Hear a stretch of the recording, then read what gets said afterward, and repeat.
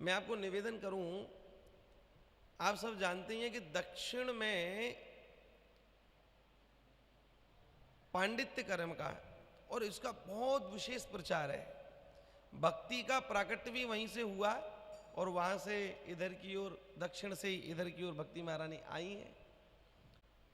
तो पंडित जी वहां ऐसा बताते हैं कि जो मध्यमा के विद्यार्थी थे उनको भी 1-1 लाख मंत्र याद होता था।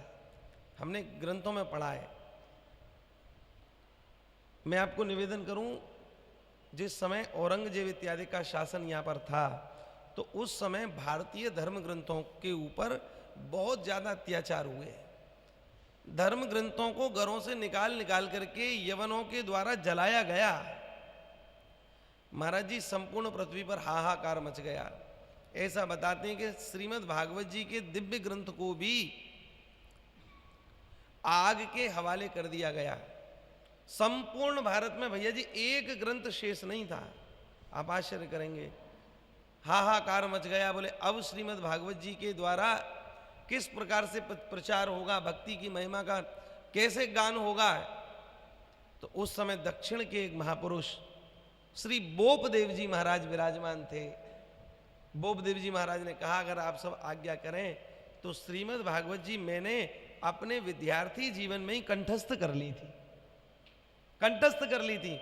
18,000 श्लोक भागवत जी के मुझे कंठस्थ हैं। अगर आप कहें तो मैं उनको सुना दूं। तो बड़े प्रेम से उन्होंने सुनाया और बोपदेव जी के द्वारा महाराज उन श्लोकों का, बोले गए श्लोकों का संकलन किया गया। आज श्रीमद् भागवत जी बोपदेव जी के द्वारा प्रकट भी भागवत जी हैं। कुछ आर्य समाजी लोग इस बात को कहते हैं, अरे बोपदेव की गप्प कथा है, आर्य समाजी लोग।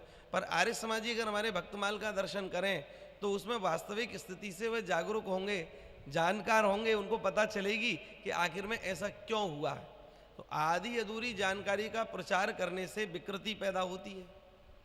पूर्ण जानकारी हो तो सबको लाभ होता है।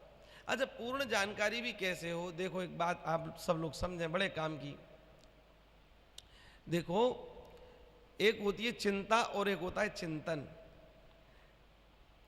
स्वार्थी जीव चिंता में मर जाता है और परमार्थी जीव चिंतन की ओर बढ़ जाता है।